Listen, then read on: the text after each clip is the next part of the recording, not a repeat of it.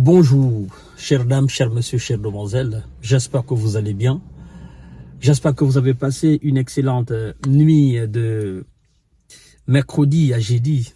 Alors, hier, nous avons fait une émission sur les prétendues nouvelles salves de sanctions américaines contre la Russie.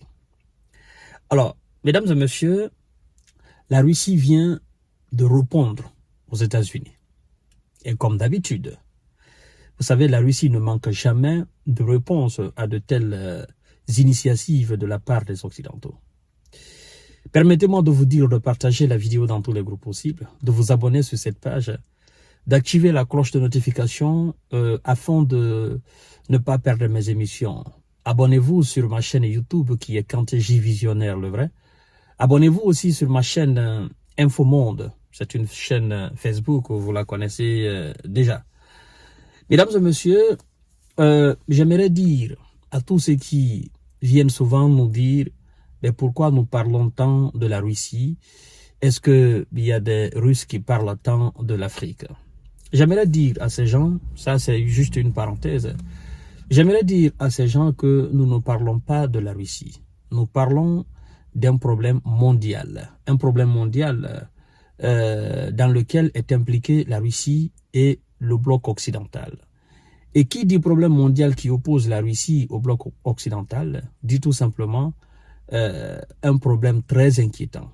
Parce que si ça venait à éclater entre ces deux puissants blocs qui composent réellement notre monde, parce qu'il ne faut pas qu'on se leurre, si la Russie et les États-Unis venaient à s'affronter directement, il faut dire que c'est la troisième guerre mondiale. Tous ceux qui disent aujourd'hui que nous parlons plus de la Russie que de nos chefs d'État africains, je crois qu'ils vont se dire, ah ben, pendant que les J visionnaires et autres étaient en train de sensibiliser, étaient en train de dire qu'il faille arrêter la guerre, nous autres on pensait que c'était justement une affaire européenne-américaine. On n'avait pas compris. Donc, nous faisons, l'objectif de nos émissions n'est pas de promouvoir un quelconque côté, mais aussi c'est de promouvoir la paix. C'est de dire aux gens, arrêtez. C'est de dire aux gens que tout ce que vous êtes en train de faire, ça a des répercussions partout en Afrique, partout en Asie, partout en Europe, partout en Amérique. Vous voyez la flambée des prix des produits pétroliers. Et qui dit flambée des prix des produits pétroliers, dit naturellement flambée des prix de tout ce qui est denrées alimentaires. Parce que tout ce qui est transportable, tout ce dont la mobilité dépend du carburant, que ce soit du gaz, du pétrole ou de l'essence, vont monter forcément. Et nous sommes aujourd'hui, n'est-ce pas, dans ces réalités. Donc, parler de ça, je pense que c'est pas parler de la Russie. Mais bref, c'est parce que nos amis ne comprennent pas souvent, ceux qui pensent que nous exagérons, ils ne comprennent pas. Mais nous allons continuer à travailler, nous allons continuer à décortiquer les informations, n'est-ce pas, liées au sujet ukrainien, liées à la Russie, liées, n'est-ce pas, au bloc occidental. Et de temps en autre, quand nous avons des sujets très intéressants sur l'Afrique, nous parlons. D'ailleurs, nous avons fait une émission hier sur la Centrafrique qui a arrêté deux Français, vous le savez bien. Alors, mesdames et messieurs, voici alors la réponse du Kremlin. La Russie dit ceci, écoutez bien, partagez la vidéo dans tous les groupes possibles. Mesdames et messieurs, Moscou a promis mercredi de répondre aux dernières sanctions agressives adoptées par les États-Unis et visant à freiner les capacités russes en Ukraine, mettant aussi la pression sur les institutions financières traitant avec l'économie russe à la veille d'un sommet du G7 en Italie. Écoutez bien ce que la Russie dit. Vous savez, les Russes n'aiment pas trop faire les jeux politiques. En fait, c'est des gens qui sont pragmatiques. Et quand ils parlent, c'est précis, au fait. Écoutez ce qu'ils disent. Partagez la vidéo dans tous les groupes possibles. Ils disent, je cite, « La Russie, comme toujours, dans de tels cas, ne laissera pas les actions agressives des États-Unis sans réponse, a affirmé la porte-parole du ministère des Affaires étrangères russe, Maria Zakharova, citée par l'agence de presse d'État TASS. Alors, quand ils disent que la Russie, comme d'habitude, ne manque jamais de réponse à ces actions agressives de la part des États-Unis, Vous devez comprendre que depuis le début des hostilités, réellement maintenant les hostilités 2014 jusqu'en 2022, il y a toute une batterie de sanctions, n'est-ce pas, qui a été sortie contre la Russie. Et à chaque fois, la Russie s'est en sortir.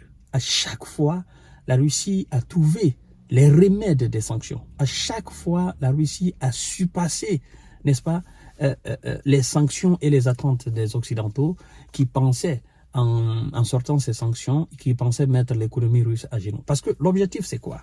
Si vous voyez que toutes ces sanctions sortent, c'est parce qu'en réalité, les actions militaires des Occidentaux sur le terrain ne fonctionnent pas.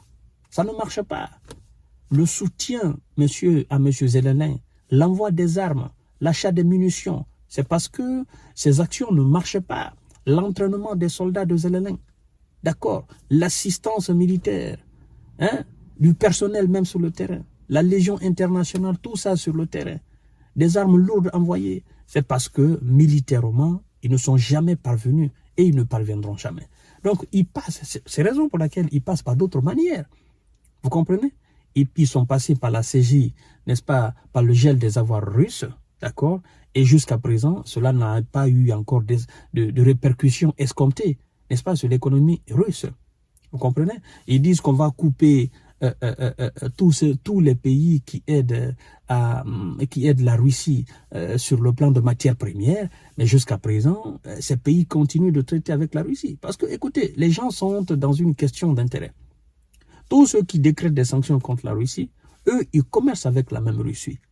Sur le plan des engrais, d'accord, en termes de céréales, n'est-ce pas, en termes de gaz aussi liquéfié russe, en termes de pétrole. Donc, ils commercent avec la Russie. Pourquoi les pays alors qui commercent avec la Russie dans le domaine de l'extraction et de la vente des matières premières comme le fer par exemple, la bauxite ou d'autres matières premières, n'est-ce pas, qui entrent dans le complexe militaro-russe, n'est-ce pas, pourquoi ces pays vont s'empêcher? Ils ne vont pas s'empêcher. C'est une façon de se faire de l'argent.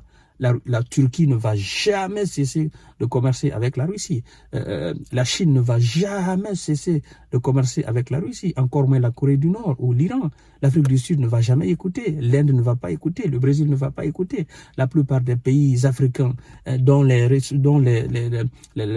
pays regorgent d'immenses ressources du sol et du sous-sol ne vont pas cesser de travailler avec la Russie. Ne vont pas cesser de vendre leurs produits à la Russie. Donc, à mon avis, c'est une manière pour les Américains de se mettre les doigts dans leurs propres yeux. Parce que la Russie aura toujours du répondant. C'est ça, en fait, le problème. Et les sanctions ne pèseront jamais sur ce pays-là. C'est ça. D'ailleurs, vous voyez le niveau de l'économie russe. Et c'est pas moi qui le dis. C'est la Banque mondiale, le FMI, avec des prévisions de l'économie russe. Et tout ça, je crois que ça donne du mal. Ça donne de l'insomnie aux Américains. Ils se disent, mais toutes les sanctions que nous avons décernées contre la Russie et tout ce que nous allons faire, en réalité, ça ne va rien changer dans la donne. La Russie aura toujours des portes de sortie. Elle aura toujours, n'est-ce pas, des stratégies à se maintenir et à continuer naturellement son effort de guerre en Ukraine. Et d'ailleurs, il faut dire que toutes les initiatives des Américains ne font que renforcer les liens russes avec les autres États qui commercent avec la Russie. C'est aussi ça le problème. Parce qu'on ne peut pas empêcher la Corée du Nord à commercer, n'est-ce pas, dans le domaine des munitions ou quoi que ce soit avec la Russie. La Corée du Nord est déjà sous sanctions. Les pays qui sont sous sanctions, si vous les sanctionnez, plus la Russie, mais ce sont ces pays qui vont s'entraider. C'est aussi simple que ça. Je pense que, comme la Russie vient de dire, qu'elle va prendre aussi des mesures draconiennes, elle va répondre de la manière la plus belle aux actes agressifs, n'est-ce pas, des Occidentaux, des États-Unis contre elle. Nous allons voir, parce que on nous a chaque fois dit, ah mais cette fois-ci, ces nouvelles sanctions vont mettre l'économie russe à genoux. Mais nous allons voir, nous allons voir. Si la pression sur les institutions financières qui travaillent avec l'économie russe va porter fruit, de toutes les façons, je ne pense pas que ça porte fruit, parce que toutes ces institutions appartiennent à tout le monde. C'est ça aussi le problème, en fait. La Russie est une puissance avec de l'argent Et si on essaye de marginaliser cette puissance aussi économique dans l'économie mondiale, ça va faire énormément mal à cette économie mondiale qu'on est en train de défendre. Voilà, chères dames, chers messieurs, chères demoiselles, partagez la vidéo dans tous les groupes possibles. À tout à l'heure pour notre série d'informations de décortiquage. Merci beaucoup, prenez soin de vous et très belle journée à vous.